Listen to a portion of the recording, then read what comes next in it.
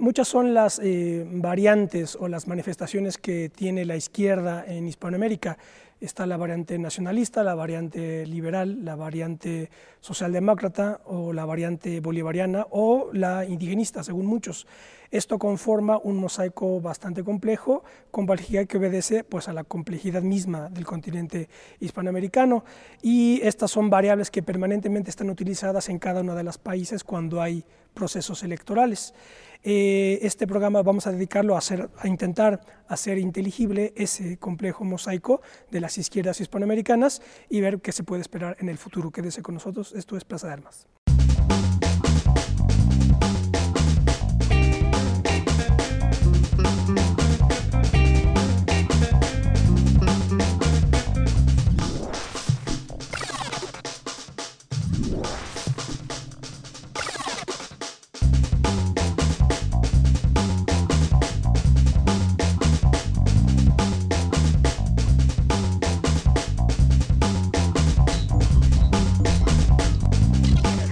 ¿Qué tal? Qué bueno que están en el programa de Plaza de Armas, aquí por Capital 21. Voy a recordarles nuestra página propia, www.plazadearmas.tv, y nuestro correo, plazadearmasc21@gmail.com. Escríbanos para sugerirnos temas y para pues, tener un conocimiento de sus opiniones y juicios sobre el contenido de este programa. Bueno, como dije en la introducción, cada que hay, por ejemplo en México, cada que hay elecciones, pues hay referencias a distintos movimientos de izquierda, se dirá, que tienen lugar en Hispanoamérica. Muchos, casi todos diríamos, quieren alejarse, por ejemplo, de Hugo Chávez y del proyecto bolivariano. Muchos también quieren, por ejemplo, acercarse a Lula, aunque hay quienes dicen, como por ejemplo López Obrador, que sería incluso mejor que Lula. Otros también plantean que el modelo a seguir de la izquierda es el modelo chileno, pero después se entrevista a Bachelet y dice Bachelet, pues no, nosotros no somos ejemplo de nadie. Entonces se tiene en todo caso, pues ya les digo, una multiplicidad de variaciones y de modulaciones de distintas izquierdas hispanoamericanas y que pues siempre están en las mesas de discusión. Esto es de lo que vamos a hablar en esta ocasión para tratar de, como ya digo, hacer un poco más inteligible si somos capaces este mapa ideológico. Para ello tengo el gusto de saludar a mi querido colega Alfonso Vázquez. ¿Qué tal, Alfonso? Hola Ismael, ¿qué tal? Muchas gracias por la invitación. Facultad de Filosofía y Letras de la UNAM y miembro del Consejo de Redacción de la revista Consideraciones. Y también a Rodrigo Arronis, analista político. ¿Qué tal, Rodrigo? Hola, ¿cómo estás, Ismael? Gracias. Muy bien. Por la invitación. Con Rodrigo realizamos, de hecho, hace un par de semanas un programa muy interesante, complejísimo en sí mismo, sobre Perú, y un poco en la continuidad de ese debate, pues consideramos propicio o pertinente expandir el marco de análisis para entender toda la región, porque les recuerdo que ya hemos realizado varios programas puntuales por país. Hemos realizado sobre Argentina, sobre Cuba, sobre Perú con Rodrigo, me parece también sobre Brasil, incluso con el embajador brasileño en México. Realizamos un programa con motivo de precisamente la experiencia de Alfonso Reyes como diplomático en Brasil. En fin, que ya hemos analizado puntualmente país por país, pero ahora intentaremos hacerlo regionalmente. Yo, para iniciar la discusión, plantearía 3 o 4 variables que están permanentemente, y sobre todo siglo XIX y siglo XX. La variable nacionalista, la nación política como variable independiente, digamos, la variable liberal burguesa capitalista, diríamoslo así, la variable socialdemócrata, la variable comunista y la variable bolivariana, digamos. Esos son 5, hay más, porque está también el componente indigenista que, por ejemplo, recoge todo el proyecto, por ejemplo, de Evo Morales, que está también apuntalado por el proyecto bolivariano, pero son ahí algunas variables que yo pongo para iniciar la conversación. ¿Ustedes cómo verían el mapa? Pues bueno, en función de lo que tú planteas, pienso que estas variables que mencionas es el síntoma de un hecho fundamental que atraviesa a todas las izquierdas, tanto en la región latinoamericana como en Hispanoamérica. Y es el hecho fundamental de una crisis que están experimentando, que la podemos datar de hace muchos años, pero particularmente del año de 1991, de la disolución de la Unión de Repúblicas Socialistas Soviéticas, hecho que calificó el ex primer ministro de Rusia, Vladimir Putin, como el máximo error geopolítico del siglo XX. Entonces, yo veo que esa crisis ideológica de las izquierdas en buena medida se explica por ese acontecimiento fundamental, porque a partir de ahí, digamos, de que su programa comienza a desdibujarse, se abandona la lucha por el socialismo, se asimila el paradigma democrático, pero en su variante meramente electoral, y se abandona también un trabajo organizativo, político, con las masas. Entonces, esta deriva también de izquierdas que se asumen como indigenistas, como bolivarianas, como posmodernas incluso, pues también plantean esa adopción de meras ideologías como sucedáneo de la lucha de clases. Entonces, parafraseando al propio Marx, podríamos decir que en ese momento las izquierdas en Hispanoamérica, o que más bien el opio de estas izquierdas, pues son las nuevas ideologías, ¿no? Porque hay que plantearlo en sus justos términos, ¿no? El indigenismo, la socialdemocracia, el liberalismo, pues son eso, son ideologías que hay que, digamos, que confrontar con un aparato teórico y que en ese sentido, hasta 1991, con pocas excepciones, seguía siendo el marxismo y que eso en buena forma explica justamente este deterioro ideológico y político, porque tiene también consecuencias políticas. Rodrigo. Por supuesto, y yo iría más sobre la vertiente de la coyuntura, donde todo este marco de la historia reciente, desde la caída del bloque soviético, ha debilitado la vertiente de la izquierda política en el sentido combativa, es decir, que no nada más se acomoda a competir en elecciones, sino que también tiene un programa ideológico sustentado por todo un marco teórico. El problema que encontramos ahora en prácticamente todo el continente, con énfasis en el cono sur, es que ese debilitamiento ha hecho que estas nuevas izquierdas, estos nuevos elementos o vertientes, como otra vez el indigenismo, la socialdemocracia, el arribo de las ONGs, también la agenda de las ONGs, a la agenda de los gobiernos, ha hecho que, bueno, la izquierda quede nada más en un espectro más de centro competitivo en el tema electoral. Como tú dices, han arropado el mecanismo de que tienen presiones de estar compitiendo en elecciones cada 4 años, cada 5 años, y por lo tanto tienen que tener un programa que sea, digamos, atractivo para el gran electorado, y en ese sentido, efectivamente, la izquierda sufre de un debilitamiento en términos programáticos, pero por otro lado se ha fortalecido, paradójicamente, la arribada de gobiernos denominados como de izquierda en el continente, porque, claro, porque lo que no ha dejado de ocurrir es que sigue habiendo una situación de exclusión, o sea, es decir, los graves problemas sociales ahí están, ¿no? O sea, podemos, y no son iguales, es decir, no podemos comparar las políticas públicas emprendidas durante la administración de Lula, que dieron algunas bonanzas económicas que se reflejaron en empleo, en crecimiento económico, en la ampliación de la clase media. Digamos, no podemos compararlas con lo que está ocurriendo en Bolivia, donde se está haciendo una revisión al interior del país y se está regresando a una cuestión descolonizadora. La Constitución de Bolivia, una de las primeras frases es: esta Constitución, este Estado es ante todo descolonizador. Pero en la operación estamos enfrentándonos con un problema de eficiencia, dejen la eficacia, de eficiencia en términos de cómo articular eso en política pública, en presupuesto público, y cómo satisfacer el elemento ideológico laxo, si quieren, en este momento, en esta coyuntura, pero también despertando una serie de expectativas en los pueblos a los que estos gobernantes dirigen su mensaje, ¿no? Ahorita que comentabas lo de las ONGs, me acuerdo de lo que dice Gustavo Bueno, dice: si a la izquierda le quitas a Lenin, lo que te queda es una ONG, decía. Precisamente, si le quitas ese carácter de revolucionario, y ni siquiera nada más revolucionario, sino sobre todo del poder del Estado, digamos, de la idea del Estado como componente fundamental de la práctica política, no se diga de la revolucionaria. Pero, ¿por qué no intentamos analizar, si se puede, ¿verdad?, por países? Porque yo creo que hay una zona muy fácilmente identificable, que es, digamos, el área de difusión bolivariana, si se puede decir así, el bloque bolivariano, que son los países que están incorporándose de alguna manera, ¿verdad?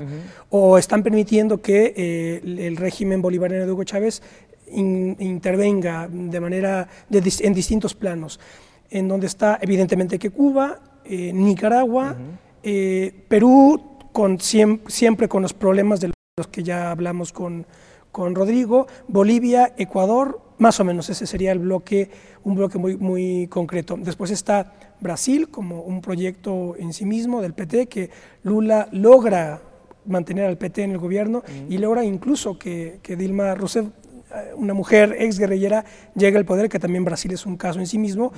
Y luego están, entonces tenemos los bolivarianos, digamos, el caso de Brasil, muy singular en sí mismo, y por otro lado está esta socialdemocracia chilena, que es yo creo que la que todo el mundo quiere vender al mundo. La izquierda moderna es la izquierda del Frente Amplio chileno, ese es el de Uruguay. La concertación. La concertación chilena es el modelo a seguir, ¿verdad? Pero yo recuerdo, por ejemplo, esto le encanta a periodistas como Andrés Oppenheimer, por ejemplo, que se la pasa hablando del modelo chileno. De hecho, y a mí me tocó ver una vez que incluso entrevistó a Michelle Bachelet, y lo que me llamó la atención es que Bachelet se mostró totalmente cauta, prudente, y dijo, no, nosotros no somos modelo en realidad de nada, y con todos los respetos, a mí tampoco me parece que la izquierda chilena puede ser el modelo a seguir, porque están totalmente amordazados, están 50-50, es decir, Chile está, bueno, ya ahorita es Piñera, ¿correcto? El que ganó en Chile. Sebastián Piñera. Es decir, que la izquierda chilena está totalmente debilitada y tiene que ser totalmente moderada, extremadamente moderada, para poder mantenerse mínimamente allí en el poder, ¿no? Pero bueno, son estos distintas áreas que, si quieren, podemos entrar pues, por donde quieran. Bueno, a mí me parece que estaría muy interesante agotar el tema de, por lo menos para este segmento, de Chile. Y yo iría en la misma vertiente en la que has expuesto la situación de la izquierda. Entendamos también, y que nos quede claro, que la izquierda, la concertación, o sea, la izquierda chilena, entendida como política, que se agrupó en la concertación, es un espectro de partidos políticos que va desde grupos sediciosos, guerrilleros, hasta la democracia cristiana, ¿no? Sí. En ese sentido, post-Pinochet, era entendible que hubiera un periodo donde la izquierda tomara este bloque, tomara el poder, porque digamos que enviaba mensajes de reconciliación. Creo que ese es el primer mensaje que enviaba. Pero el otro mensaje importante que enviaba era que las reformas estructurales que se hicieron, las dos oleadas de reformas estructurales que se hicieron ultraortodoxas durante el pinochetismo, no le permitían tampoco generar una agenda de izquierda como tal, simplemente administrar el modelo ultraortodoxo. O sea, no estamos hablando de que había espacio para negociación en términos de la legislación, del modelo económico, en términos del papel del Estado con relación a los problemas sociales en general. La constitución misma de hoy chilena es la constitución de la dictadura, ¿no? Es correcto, y que ahí viene el tema que es muy interesante en términos coyunturales. La izquierda en general nunca ha sido mayoría tal que pueda generar las reformas constitucionales, puesto que el 50-50 se refleja también en la población. ¿Esto qué quiere decir? Que fueron muy cautelosos en todo el periodo que duró los gobiernos de la concertación en administrar, como yo algún día le escuché también a un analista, administrar con enfoque de derecha y programas sociales con enfoque de izquierda. Pero tampoco estos programas sociales lograron su cometido, puesto que ahora lo podemos ver desde el gobierno de Bachelet, los movimientos sociales estudiantiles en principio, y que ahora se han ampliado a un segmento más amplio de la población, algunos sindicatos, que entienden que el Estado tiene que tener una participación bastante más activa de lo que la ley le otorga. Pero, ¿qué pasa con los gobiernos de la concertación? No quisieron meterse en ese problema. Michelle Bachelet, que por cierto ella viene del bloque un poco más izquierdoso, viene del Partido Socialista, ella sí envió algunas modificaciones constitucionales, en particular en salud y educación, donde no está garantizado el derecho, constitucionalmente no está consagrado como derecho. Ella buscó la posibilidad de incrementar el papel del Estado y bueno, pues evidentemente la derecha le cerró el paso, ¿no? ¿Qué ocurre? Que en la última elección pues se divide la izquierda, viene un candidato joven con un empuje nuevo, también diciendo ya es tiempo de terminar con este marasmo de esta izquierda que no ha hecho grandes avances. Y al dividirse, Sebastián Piñera, que es un empresario reconocido, dueño de la aerolínea más poderosa de ese sector, del LAN-Chile, pues entra con un porcentaje necesario para ganarle a la izquierda. Sí, en ese sentido pienso que la experiencia de la socialdemocracia en Chile pues ha sido demostrada y bueno, y en los hechos está derrotada, pues, ¿no?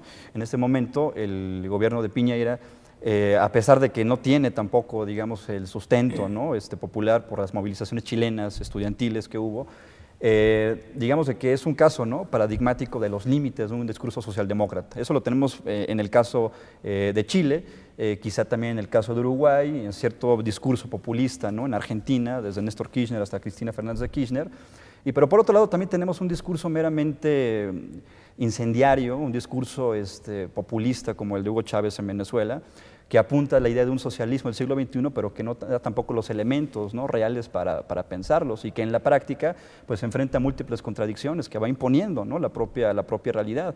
Entonces, tenemos más bien prácticas políticas que se sustentan en retóricas, en unos casos incendiarias, en otros casos meramente reformistas, como es el caso chileno, pero sin tampoco plantear una reforma, ¿no? de fondo, ¿no? al Estado, como lo señaló Rodrigo.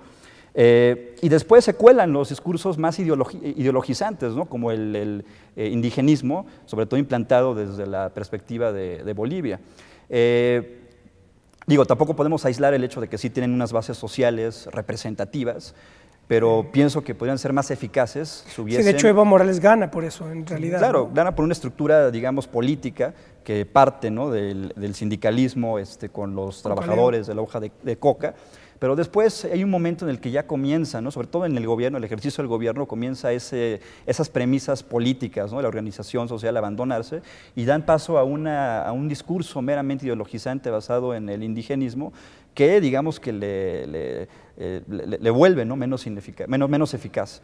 Entonces yo vería más bien como el análisis que se puede hacer de esas izquierdas, sustentadas más en estas retóricas incendiarias, en estas retóricas reformistas o retóricas ideologizantes, y no en un aparato, digamos, teórico, explicativo de la realidad, ¿no? que pueda fundamentar una práctica adecuadamente transformadora. Yo creo que lo que habría que es que está el plano, digamos, ideológico y está el plano, digamos, práctico, económico, político, y entonces yo vería que hay ciertas capacidades que cada nación tiene para apuntalar y potenciar sus estados de referencia.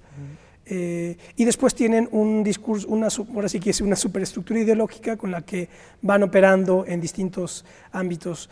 A mí me parece, por ejemplo, interesante la manera en la que, por ejemplo, Brasil fortalece a su Estado, digamos, el capitalismo de Estado, lo está potenciando y está constituyéndose en una potencia que ya está en el Aeropuerto Internacional de la Ciudad de México, se cotiza, se cotiza ya en las casas de cambio, euro, en fin, las fuertes, euro y el real, es el real, ¿verdad? Real. El real brasileño. Eso implica que ya está considerándose como una potencia. Entonces, también es esa otra manera de analizarlo, ¿no? Las capacidades, dicho de otra manera, sigue siendo, desde mi punto de vista, una variable fundamental la capacidad y la potencia geoestratégica de los estados de referencia. Y entonces habría que analizar la manera en la que ideológicamente se permite que esa potencialidad del Estado se haga efectiva o no. No sé qué podrían pensar en ese sentido. Es decir, por ejemplo, tenemos, caso de Bolivia, que tenemos nacionalizaciones que está haciendo, por ejemplo, que hizo Evo Morales, y por otro lado, pues el discurso que conocemos que tiene indigenista, Estado anticapitalista y descolonizador. Así es. Pero con nacionalizaciones estratégicas. Entonces ahí... Bueno, ahí tenemos dos casos que son, y los dos casos son parecidos, pero no son iguales, es decir, no son ni siquiera como comparables en un análisis un poquito más detallado, que es el caso de Ecuador y el caso de Bolivia. Ambos son los únicos dos países dentro de este espectro de países que estamos analizando. Estos dos son los únicos... ¿Los andino-bolivarianos dices? Los andino-bolivarianos, pero en general los de América Latina son los únicos dos países que han reformado su constitución de manera tal que le han dado una perspectiva desde la estructura del Estado, de revalorización, insisto, de reconocimiento para empezar a los pueblos originarios, de revalorización a los derechos y ampliación de los derechos, sobre todo los derechos sociales. Sí. De hecho han tenido constituyentes, nada más un paréntesis, ¿sí? sin quitarte la palabra, más que tantito, en un programa sobre bicentenarios, te lo comento rápidamente, en un programa que hicimos sobre bicentenarios, el esquema de análisis que hacíamos era tomando 2010 como el año de referencia, ¿verdad? Porque es uno nada más de un montón de años, pero bueno, esto acaba hasta el 20. 1924, cuando, ¿no? Con el bicentenario de la batalla de Ayacucho, pero en todo caso, en 2010 decía, claro, una manera de analizar el asunto de la manera como festejan los bicentenarios es si hay constituyentes o no. Entonces, precisamente donde hay constituyentes y hay procesos revolucionarios con beligerancia ideológica son precisamente Venezuela, Ecuador, Bolivia, Perú no. Eso por un lado, festejos de bicentenario con constituyentes, ¿verdad? Y festejos de bicentenario donde no hay constituyentes y manejan, se mantienen dentro de las coordenadas de los estados nacionales configurados bien o mal en el siglo XIX. Y está todos los demás, Argentina, la letra muerta, más bien, México, ahí. Estamos todos el resto, de México, Argentina, Chile, etcétera. Ese era un paréntesis para lo que dices. No, pero muy interesante, y lo que acabas de decir de letra muerta es todavía más relevante por lo que yo voy a anotar, que es justamente eso, que el peligro es que se reformaron las constituciones, hubo un proceso amplio para buscar la legitimidad, ¿no? Para buscar un consenso social, digamos al 100%, pero amplio, ¿no? Estamos hablando además de dos países con una presencia indígena fuerte, una presencia que aunada a las bases sindicales, que no nada más son sindicatos como los entendemos de pronto de este lado del continente, sino son bases sociales con mucha influencia, con mucho brazo político, con mucha movilización histórica, mucha movilización social. Es interesante que el proceso de legitimidad de las dos constituciones, en este caso la de Ecuador y la de Bolivia, nos llevaron insisto, a una ampliación de derechos. Rodrigo, perdóname, ¿sí? Te voy a volver a interrumpir, pero para hacer un corte y volvemos con tu tema. Vamos a hacer un corte, estamos hablando sobre las izquierdas en Hispanoamérica. No se vayan.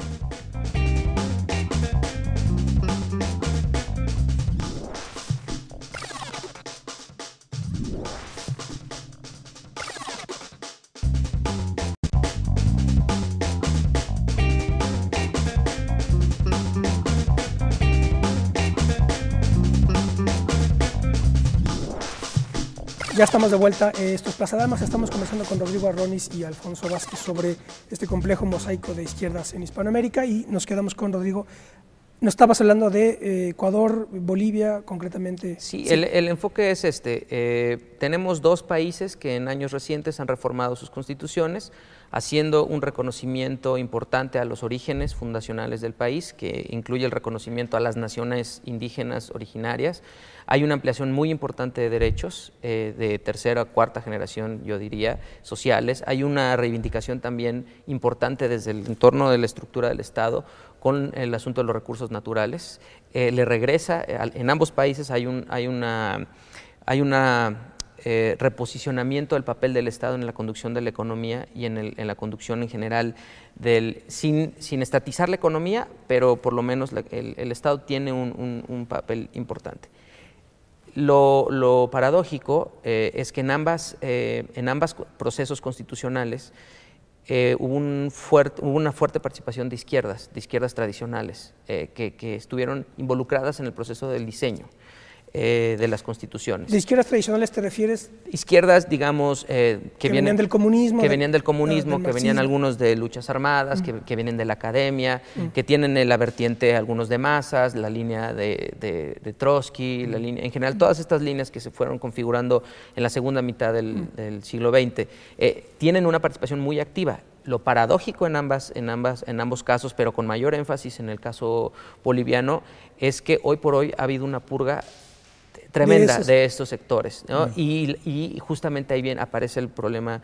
El primero es el del fuerte énfasis en el indigenismo, que a Evo Morales se le salió de control, puesto que los sectores del MAS, del movimiento hacia el socialismo, los sectores indígenas dijeron: no queremos a estos sectores de izquierda tradicional o de izquierda de corte marxista, porque cuando ellos durante 50, 60 años hicieron los análisis sobre la política económica y la economía política de nuestro país, nunca tomaron en cuenta la parte indígena. Entonces, simple y sencillamente, que bueno, gracias por su participación, pero están excluidos de los primeros círculos de toma de decisiones. Pero eso es una vertiente, ahí hay un divorcio, digamos, con una vertiente de la izquierda. El asunto es que operativamente también a 2 años de la puesta en marcha de ambas constituciones, ambos gobernantes, tanto Rafael Correa como Evo Morales, tienen serios problemas concretos de convertir todo ese nuevo marco legal en acciones de política pública o de acciones gubernamentales que estén cosechando lo que las nuevas constituciones consagran. Y es que ahí está el problema precisamente del choque entre la realidad y la ideología, porque en la Constitución de Bolivia reconocen 36, no 7, 8 o 16, 36 nacionalidades. Entonces, tú traduces operativamente en programas de gobierno a escala nacional. Eso, para empezar, una bronca, echar a andar operativamente en políticas públicas, como se dice, todo eso. Y ahora espérense a que alguna de esas 36 nacionalidades diga, yo no soy boliviano, yo soy otra cosa, bueno, y queremos Estado. Claro. Déjame decir que esto ya está ocurriendo.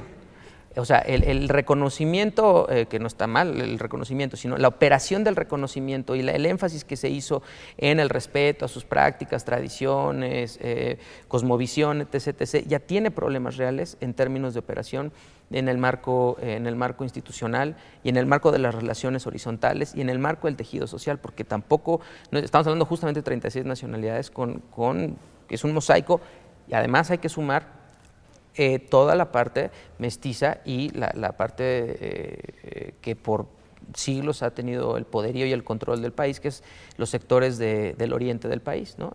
Santa Cruz y lo que le llaman ellos la herradura de Oriente, que es donde han estado los grandes poderes económicos, ¿no? Y que no reconocen ni estas 36 nacionalidades, ni reconocen el liderazgo de Evo Morales como algo propio. Insisto, es un problema serio de operación y lo que se intentó, que era el reconocimiento como el fundamento para rearmar el tejido social, ahora se ha convertido más bien en un factor de atomización muy importante. Ahora, esto incorporado dentro de la órbita, digamos, bolivariana, ¿no? Es decir, el régimen bolivariano ahí apoyando y apuntalando posicionamientos, y donde queda incorporada ya Nicaragua, Cuba. Exacto. Y otros países. Otros países, sí. Yo veo que esas son las consecuencias de un proceso de sobreideologización que, insisto, ¿no? Yo veo que se explica por esta pérdida de un referente teórico que erróneamente se abandonó y no se continuó desde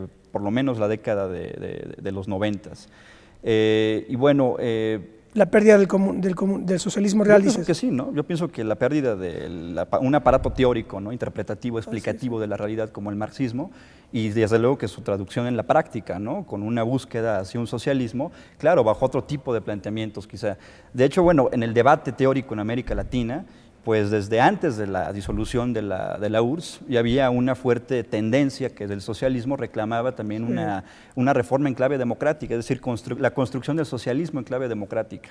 Entonces veo que no se ha atendido esas teorizaciones, esas sistematizaciones en torno a la democracia que se desarrollaron en distintos puntos de la región, ¿no? Particularmente en México hubo una escuela de pensamiento que sistematizó esta idea de la democracia, pero sin abandonar el objetivo final que era la lucha por el socialismo, y que va de la mano con la reivindicación, ¿no? De conceptos fundamentales como el de Antonio Gramsci, el de establecer la hegemonía en la sociedad civil para que en función de eso se pueda transitar directamente a la toma del poder del Estado. Pero sin ese trabajo político, organizativo, pues bueno, la hegemonía nunca se va a establecer.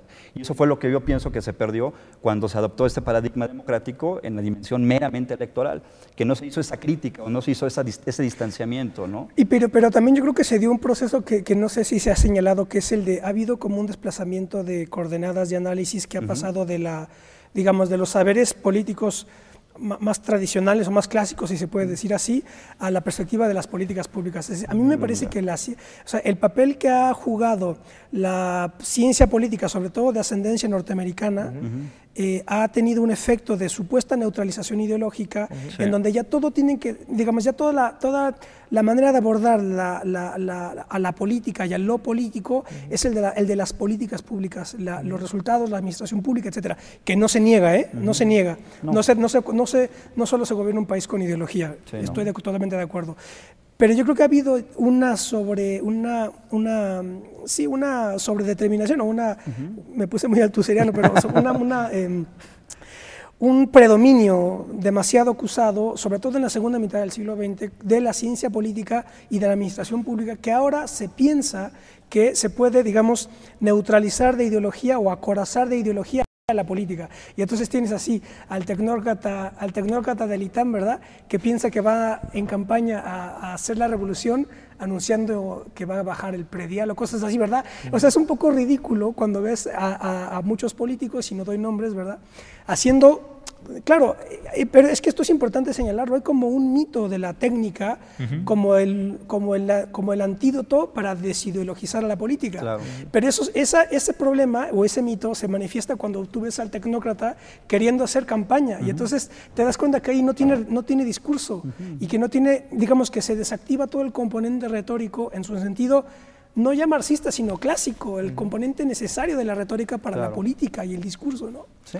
También tenemos, en contraparte, tenemos también una experiencia muy interesante para el análisis, que es el caso de nicaragüense, donde justamente quieren alejarse de este enfoque tecnicista, de esta manera de conducir el Estado basado en la eficacia y en la eficiencia y en el manejo presupuesto, costo-beneficio, ¿no?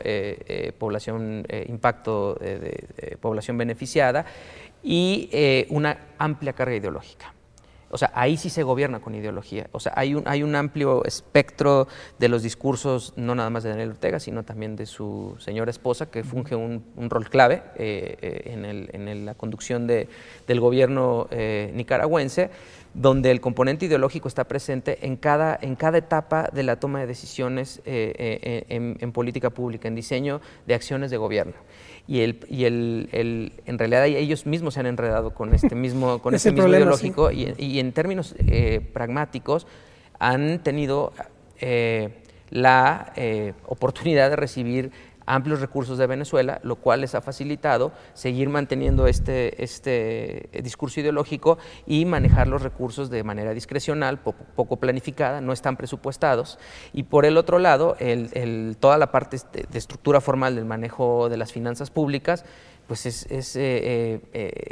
pasa por un mero trámite entre el Ministerio de Finanzas, el Congreso, ¿no? Porque en realidad los recursos que están llegando de Venezuela son los que están permitiendo sostener este discurso ideológico, que además se vio reflejado en la victoria de Daniel Ortega en las elecciones en noviembre, puesto que la base social de apoyo se ha ampliado, porque además estos recursos han permitido, en efecto, han tenido resultados buenos, es decir, se ha batido en importantes índices el analfabetismo, por ejemplo, se ha logrado otorgar pequeños microcréditos que en realidad no acaban siendo pagados porque el esquema no está planteado para que se paguen, pero bueno, hay un esquema de microcréditos que han logrado sacar de la informalidad, incluso de la indigencia a sectores muy amplios de la población, pero otra vez, porque tiene recursos que no están etiquetados, no entran directamente al presupuesto. Eso ha permitido sostener un discurso extremadamente ideologizado, insisto, en Nicaragua.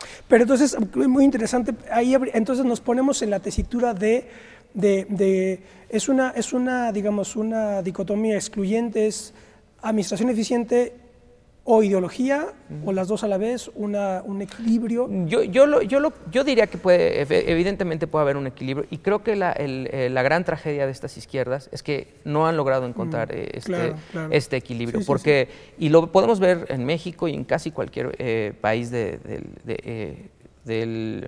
bloque de América Latina. La ideología puede perfectamente ir conectada con la eficiencia en el manejo de las finanzas públicas y en la creación y desarrollo, diseño de políticas públicas. El problema es que aquí hay un divorcio, incluso, insisto, que es la gran tragedia de la ideología. Mucha ideología, muchas exaltaciones, muchas reivindicaciones sociales, pero a la hora de tener que utilizar la plata del erario público para esto, se enfrentan a una serie de factores estructurales, uno, que no les permiten utilizar de manera discrecional los recursos públicos, porque hay compromisos con los grandes, con el Fondo Monetario Internacional, con el Banco Mundial. O sea, es decir, hay una serie de cuestiones estructurales que no permiten que se incremente el gasto en salud, que no permiten que se incremente el gasto social, porque puede afectar los indicadores macroeconómicos. Crear alguna burbuja inflacionaria por ahí que ningún gobierno quiere ningún gobierno de izquierda quiere volverse a echarse a cuestas, ¿no? Y entonces en esta contradicción lo que hacen es que justamente ocurre lo que acabas de describir. Se neutraliza los polos ideológicos hacia un lugar más de centro, donde los gobiernos de izquierda, los partidos, los políticos, más bien se mueven hacia el centro, donde la ideología sirva nada más como una cosa meramente testimonial y la política pública camine literalmente por otros derroteros. Y ese es el problema, no porque que conste que dije que no se gobierna con ideología, pero el problema es que hay, digamos, hay contradicciones objetivas, ¿verdad?, que están en juego en la política y que no se pueden, digamos, obviar, ¿no? Por ejemplo, el caso concretísimo, lo que está sucediendo con lo que está pasando, lo que está haciendo Hugo Chávez, por ejemplo, con la ideología del bolivariana, que en otros programas me han dicho, no es una ideología, viéndola con desdén, pero no se trata de que es una ideología. Ahora, que sea bueno o mal, ese es otro asunto, ¿verdad? Pero lo es, ¿no? Hay ideas ahí, ¿verdad? Claro. Entonces, a mí lo que me parece bastante peligroso es esta alianza que está haciendo Hugo Chávez en clave antiimperialista, en clave anti-Estados Unidos, con el mundo islámico, con la visita de Ahmadinejad a la toma de protesta eso fue fundamental, la toma de protesta de Ortega, a eso vino Ahmadinejad, después se tomó una foto con Fidel Castro, estuvo en Venezuela, etc. En Ecuador también. En Ecuador también, etc. Entonces, y dice, claro, el pueblo latinoamericano ha sido imperialista siempre, igual que el iraní, y luego Chávez también va a Irán y dice, claro, la revolución del 79 es como la bolivariana, pero es que no se enteran ahí, precisamente de lo que no se enteran, es de los componentes ideológicos, no en sus momentos de exaltación, sino en sus momentos reales, objetivos reales, claro, que es que una revolución como la iraní del 79 se hizo de la ultraderecha, no hay nada más reaccionario, a ver si se entera la izquierda, no hay nada más reaccionario que el mundo islámico, aunque sea revolucionario. Entonces, algo por ser revolucionario o democrático no garantiza que sea racional o virtuoso, pero la izquierda no se entera. Y a mí lo que más me molesta, que es un poco de lo que estamos hablando, que tú tienes elecciones que urge ganar por Realpolitik, y lo digo sin ser peyorativo. Solamente la política se hace con el poder en las manos, bien. Seas de izquierda o de derecha, ¿verdad? Entonces, ingenuos no somos. Pero por la necesidad de ganar elecciones, claro, tú lo que haces es moderar lo más que se pueda tu discurso. Y entonces, nadie, por ejemplo, de la parte de la izquierda dijo algo respecto de del riesgo que tiene, por ejemplo, que el bolivarismo se islamice o se meta el Islam aquí nadie dice nada. Pero por otro lado, tú tienes a muchas izquierdas que precisamente para mostrarse bondadosos recurren a Lennon, a Gandhi, al pacifismo, a no sé qué, al discurso del amor, y eso me parece, con todos los respetos, además de patético, pues muy peligroso, porque precisamente entonces, ¿de qué se trata la izquierda ya de ir de buenos por la vida? Parece que ya no perdería todo sentido, ¿no? Hablar de izquierdas o de derechas, ¿no? Además, Lennon, y esto tengo muchas ganas de decirlo, Lennon, si hay alguien insignificante histórico políticamente, se llama John Lennon. O sea, a mí que me vienen a decirme que Lennon es referente a la izquierda, si no es absolutamente nada. Era un pequeño burgués ahí, ¿verdad? De verdad total. Es un producto del capitalismo. ¿Qué me vienen a mí la izquierda a hablarme de que Lennon es la referencia, verdad? Tenía ganas de decirlo, pero... Bueno, quizás Lennon es un hijo de un obrero inglés, quizás sea un hijo de un obrero inglés, pero con ideología pequeño burguesa, ¿no? Claro. Entonces, casi es lo mismo, ¿no? Claro, para efectos prácticos, ¿no? Pero pienso que tanto el análisis que hace Rodrigo como lo que tú mencionas, o sea, impone definitivamente que se transforme en la práctica política de las izquierdas en América Latina, porque las izquierdas realmente existentes, tal como están operando en cada país de la región, con sus particularidades, con sus procesos, con sus tradiciones, con sus continuidades o discontinuidades, pienso que están en esta deriva, ¿no? O sea, nuevamente, ¿no? Esta deriva ideológica, extravío, que les llegan a presentar estas contradicciones, ¿no? Que ya se mencionaron. Entonces tiene que cambiar radicalmente la forma de concebir la práctica política. ¿Cómo? Pues justamente yo estoy de acuerdo que para la constitución del poder, una vez que estás instalada en una realidad política electoral, se impone de manera necesaria, ¿no? Su asimilación hacia esa dimensión. Pero deberíamos también nuevamente reivindicar las lecciones de Lenin en El Estado y la Revolución o a lo largo de su obra, donde se plantea que para definir una estrategia hay que contar con los objetivos, ¿no? A largo plazo y los medios, la táctica de la que uno se va a valer. Entonces el fin no debería ser ganar las elecciones. El fin debería ser justamente una lucha lucha por una transformación, ¿no?, de una sociedad, y en función de eso trabajar organizativamente con las masas, pero con ideas claras, no con meros resabios, ¿no?, ideologizantes, porque en función de eso pues se dan excesos a los que ya ilustró, ¿no?, Rodrigo, ¿no? El caso de Bolivia, el caso de Venezuela, que a pesar de contar con esas implantaciones reales de base social, de estructura política, pues no pueden avanzar más allá porque están limitados, ¿no?, en cuanto a su discurso teórico, en cuanto a su discurso explicativo de la realidad. Entonces, en ese sentido, sí pienso que debe haber una transformación radical de la práctica política de las izquierdas, replanteándose nuevamente esta lucha, este horizonte por el socialismo, y en una, digamos que dinámica internacionalista, ¿no?, global. Y qué mejor que empezar también por una alianza, ¿no?, regional, y que tienda los lazos hacia los demás países hispanoamericanos, ¿no?, particularmente el caso de España. Ahí coincido en que hay que tomar un replanteamiento del eje ideológico y la parte de la acción política. Sin embargo, en lo que a mí me ha tocado ver durante los pasados 5 o 6 años, es que también hay un problema de sustitución de cuadros. Es decir, hay un problema generacional. General. General. ¿Qué encontramos? Y me refiero otra vez al caso de Perú, donde ellos, los propios sectores de la izquierda que apoyaron el proyecto de Ollanta Humala, que hoy, a 6 meses de que tomó el poder, ya le enviaron cartas, publicaron editoriales por todos lados diciendo, bueno, gracias señor presidente, pero no gracias, no queremos estar con usted, no es nuestro proyecto.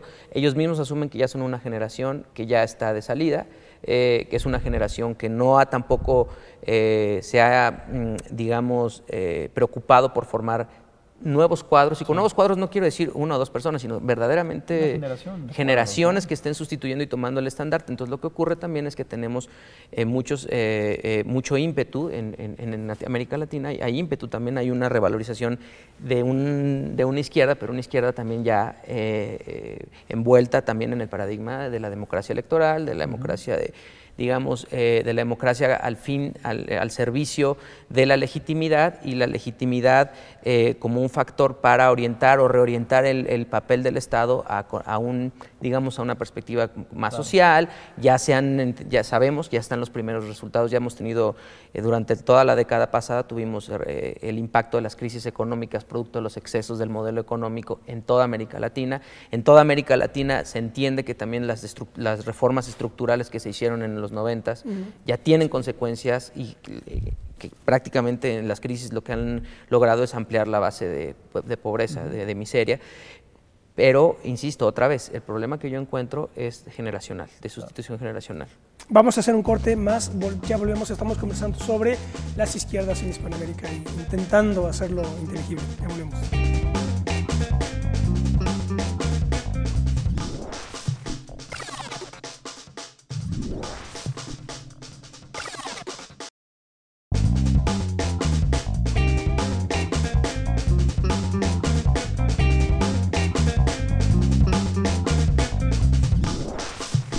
Ya estamos de vuelta, esto es Plaza de Armas, estamos conversando con Rodrigo Arronis y Alfonso Vázquez sobre mito y realidad de las izquierdas en Hispanoamérica, y queremos dedicar este último bloque a comentar algo que pues es sabido por todos, que es ya un componente esencial y dramático para la actual coyuntura en la que vive el país, México, pero también la región hispanoamericana, que son el poderío que tienen ya los cárteles, los grupos criminales, narcotráfico, secuestro, etcétera, tráfico de armas, etcétera. ¿Cómo se puede abordar esto? ¿Cómo lo están intentando resolver estos distintos gobiernos socialdemócratas o bolivarianos, digamos, o kirchnerianos en Argentina? ¿O cuál sería la solución? Yo nada más diría aquí algo, que hay una tendencia muy determinada en ciertos, tanto candidatos como en ciertos analistas que se dicen de izquierda, que plantean que digamos que el problema del narcotráfico y de la violencia es el fruto de la pobreza, es decir, hay pobreza porque hay malas políticas económicas y está el neoliberalismo empobreciendo al país, y entonces esto genera un caldo de cultivo para que el narcotráfico se sirva de esto, etcétera. Y ese es bueno, no se niega el problema social de la pobreza, pero a mí me parece que no agota el problema, porque tiene ya implicaciones geopolíticas y de poder real, de poder real. El poder es el poder y se mantiene o no se tiene, ¿verdad? Claro. Ese es el asunto, seas de izquierda o de derecha, ¿verdad? Sí. Y seas pobre o rico. Claro. Entonces, este será el asunto. ¿Cómo se puede hacer un análisis objetivo de esto y qué soluciones se les está dando a esto? Porque claro, tenemos, por un lado, lo que está pasando, por ejemplo, en Colombia, que es una guerrilla marxista-leninista-stalinista vinculada con el narcotráfico, y tenemos, en fin, tenemos otras realidades. ¿Cómo podemos...? Pues yo lo que podría señalar es de que los gobiernos de izquierda o de supuesta izquierda de América Latina no se han planteado el problema con una verdadera seriedad ni con la objetividad de vida. Es decir, no es un problema, al menos es la óptica desde la que se puede ver, ¿no? Desde México, tan acuciante como el que tenemos, ¿no? En nuestra propia realidad. Entonces, en ese sentido han obviado, han convivido con ese problema, nunca ha sido un problema en cuanto tal político. Quizá el único caso sea el de las guerrillas de las FARC que salían. Y esto me parece fundamental decirlo y lo voy a decir con mucho cuidado pero voy a dar la fuente, ¿verdad? Claro. Para ver desde otro ángulo el asunto, Norberto Fuentes, no sé si lo conozcan, Norberto Fuentes fue es un escritor que ahora vive en Miami. Cubano. Y que es el que escribió la biografía no autorizada de Fidel Castro, en 2 tomotes así. Sí. Y en sus memorias, que se llama Dulces Guerrilleros Cubanos, él formó parte de un grupo del Estado Mayor de Fidel Castro que tuvo un papel preponderante y estratégico en la guerra de Angola. En toda la campaña exterior de Cuba, este grupo fue fundamental. Claro. Pero para llevar adelante un apoyo a un ejército de liberación... Tuvo que negociar con los traficantes de droga, ¿no? Y de armamento, etcétera, ¿verdad? Bueno, porque tú para organizar una guerrilla necesitas armas y las armas no se consiguen en la tienda de la esquina, ¿verdad? Entonces, hay una parte en las memorias de Norberto Fuentes que se llama Dulces Guerrilleros Cubanos, editado en un texto formidable. Hay una parte en la que él dice que, según un alto funcionario del régimen cubano, dijo, no doy el nombre para no meterme en problemas, pero un alto funcionario del régimen cubano dijo, atención, la cuestión del narcotráfico es una variable que tiene América Latina para ser geopolítica. Es una tesis ahí. Es una tesis fuerte, provocadora, claro, porque claro, tú dices, yo soy... Y esto Brian De Palma lo pone en cara cortada. Si se acuerdan, cuando empieza la película con Al Pacino, que le dicen, ¿tú quién eres? Yo soy Tony Montana, etcétera, y entonces él está diciendo, no, yo soy un prisionero político, y no sale de ese argumento. Y llega un momento en que le dice el policía, tú nos estás mintiendo, lo que está haciendo Fidel es llenar de basura, digamos, a Estados Unidos. Es decir, que esta variable del narcotráfico es un arma geopolítica. Claro. Es una hipótesis delicada, pero bueno, que ahí está, ¿no? Pero bueno, en ese sentido, yo pienso que el modelo cubano, porque bueno, eso tiene consecuencias, porque se fusila a Antonio de la Guardia, que supuestamente estuvo metido en este tráfico, ¿no? Era uno de los generales más ya llegados a Fidel Castro. En ese sentido, el modelo cubano, ¿no? En el tratamiento con el narcotráfico, es plantearlo de manera clara, ¿no? No hay poder que esté más allá del que puede ejercer el Estado a través de mi representación. En ese sentido, establezco una alianza con ellos, subordinándola a los intereses del Estado, y en función de eso puede servir como una herramienta geopolítica. Sí. Eso puede ser una hipótesis, ¿no? Como tú lo mencionas, ¿no? Provocadora, que en realidad se lleva a cabo, quizá de esa forma se mantiene el control institucional. Quizá eso se lleva a cabo aquí en México durante el gobierno, ¿no? Priista. Pero pienso entonces que sería una alternativa adecuada, ¿no? O sea, plantearla de esa forma, en términos de Estado. No hay poder que pueda subordinarse, entonces vamos a dirigir el proceso para que puedan convertirse en una herramienta geopolítica, en una herramienta de lucha, ¿no? De poder contra otros factores, ¿no?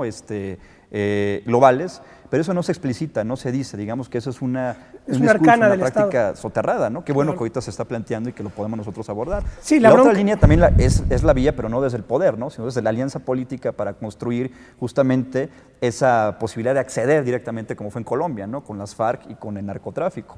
El resto de los países, me imagino que Hugo Chávez tiene el mismo modelo, ¿no? El problema aquí es de que si se plantea de esa forma, pues es atacado directamente, ¿no? Es decir, no se puede hacer una alianza con grupos. Es atacado quien lo diga, sí, claro, esa es la bronca. Es lo que iba a decir. Liberal, la bronca es que hay democracia, hay elecciones y entonces eso se usa políticamente para los efectos contrarios, no como arma geopolítica, sino como herramienta de subordinación a los intereses imperiales o los intereses de las demás potencias económicas, ¿no? Eso es el análisis que yo podría hacer sobre. Sí, no, Es muy interesante porque yo también desde mi óptica lo que veo es que tampoco hay en el espectro político, partidista o digamos un brazo combativo ideológico desde la izquierda que se vaya a tomar esto en serio, ¿no? O justamente porque las competencias electorales, las presiones de la realpolitik, de la democracia representativa, exactamente, el discurso políticamente correcto, creo que no da en este entorno coyuntural para que levante mecha, ¿no? Y además voy a decir otra cosa. En ese sentido es muy curioso que también lo que pone en la mesa un sector, una vertiente de la izquierda, es el tema de la despenalización de las drogas. Aunque por primera vez un gobierno de corte derechista, que es el gobierno guatemalteco, el presidente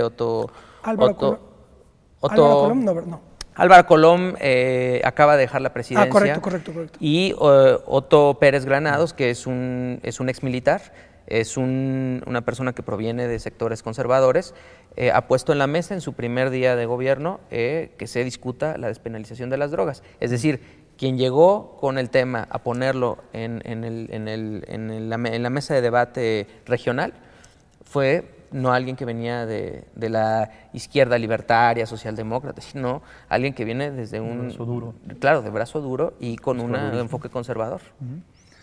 Pues en ese sentido, bueno, el narcotráfico pues es un poder, ¿no?, fáctico en los hechos que se da en toda la región latinoamericana, particularmente en México, en Colombia, y digamos es un actor real más, que es un factor más de poder dentro de la política, ¿no?, regional. Ahora, esto, su proliferación, la causa de su surgimiento, pues obedece a la transformación de las sociedades capitalistas también contemporáneas, ¿no? Se han vuelto más complejas y por lo tanto la sociedad civil, en sentido gramsciano, pues tiene otro tipo de actores con los que se tiene que discutir, con los que se tiene que, digamos que llegar, ¿no?, acuerdos, establecer políticas con ellos, porque al final de cuentas conforman al Estado. Aquí la cuestión es de que no sean un poder, digamos, que pase por encima del Estado. Ese debería ser el criterio, pues, ¿no? El problema es de que una salida meramente militar, como las que se llevó a cabo en México, lo que hace, pues, es, pienso yo, que agudizar más esa situación, y pienso que no debería ser ahí una salida más adecuada, ¿no?, sobre todo en estos términos de utilizar un criterio geopolítico. Pero es un problema que no se veía hace 50 años, por ejemplo, pero ahora sí, como tal, deberíamos nosotros justamente analizarlo, reflexionarlo y sobre todo desarrollar, ¿no?, esos pendientes que no están presentes en la teoría del marxismo, del materialismo histórico, y que es la tarea, ¿no?, de nuestra generación. Y a lo mejor aprovechar este tipo de espacios, porque es evidente que ningún candidato va a poder decirlo así, ¿verdad? No, abiertamente. Pero se tiene que decir en otro tipo de foros y meter la discusión, porque si no, todo el mundo está con los eufemismos de siempre, con los chantajes electorales, y aquí nunca nadie explica nada, ¿verdad? Así es. Y ese es el problema. Nos quedan ya nada más 2 minutos, así que les voy a pedir que se pronuncien por el nacionalismo, el bolivarismo o la socialdemocracia. No es cierto, pero bueno, yo por ninguna de las tres. Yo plantearía una reformulación de una izquierda que, como dijera Lenin, dejara de ser infantil, porque pienso que estas variables que tú mencionaste al principio, lenonistas, que no leninistas, ¿no? Lenonistas, bolivarianas, indigenistas, es solamente la expresión sintomática de una crisis ideológica que puede ser resuelta mediante la reivindicación de un aparato teórico explicativo como es el marxismo para fundamentar una práctica distinta y plantear la lucha, ¿no?, por una izquierda socialista, por el socialismo en clave democrática. Esa sería la conclusión, ¿no?, a la que yo llegaría. Bueno, yo más que pronunciarme por alguna de estas tres vertientes, nada más sí más bien plantearía un asunto de escenarios, ¿no? Y lo que tenemos es que prevalece una situación en toda América Latina, yo incluiría a República Dominicana también por ahí, prevalece una situación de exclusión, prevalece una situación de desigualdad, de asimetría en la distribución del ingreso y todas estas cosas que se han mencionado una y otra vez. Y también es cierto que el avance de las democracias en sentido electoral y en el sentido del Estado republicano son las que han logrado permear y han dado cierta estabilidad a un muy turbulento continente, ¿no? Donde ha habido dictaduras y ha habido golpes de Estado, todavía tuvimos uno último en Honduras. Entonces, en ese sentido, yo el escenario a mediano plazo, y con esto quiero decir unos 10 o 15 años, creo que los gobiernos tendrán que, los gobiernos de izquierda tendrán que tendrán que afinar sus agendas en aras de no justamente darle el último tiro de gracia a lo que se entiende como izquierda, y justamente que eso permita en la manera en que mejoren sus políticas públicas, en la manera en que incorporen elementos teóricos y analíticos e ideológicos para revalorizar la izquierda, sirva como una punta de lanza para que se vuelva a caminar por este sendero, porque de otra forma digamos que los mecanismos como están funcionando ahora parecen que son perpetuos, por lo menos en un igual mediano plazo. Entonces, yo creo que terminaría diciendo. Sí, tú subrayas, digamos, y con justicia el hecho de la necesidad de la racionalidad en el control y en la administración de los gobiernos, ¿no? Por supuesto, sin que esto quiera decir que no, insisto, siendo gobiernos de izquierda, que no revaloricen también todo el componente, insisto, de un marco teórico, ideológico, claro, que sustente y que sea amoldable a cada realidad, que por cierto no es la misma en los bloques que hemos analizado: Centroamérica, Mercosur, los países andinos, ¿no? Y México, por supuesto. Muy bien, pues muchas gracias. Interesante como siempre la charla. Gracias, Alfonso. Gracias, Rodrigo. Gracias. Bueno, ¿y ustedes, si se consideran de izquierda, qué piensan? ¿Nacionalismo, socialdemocracia, bolivarismo o qué? Nos vemos la próxima. Hasta pronto.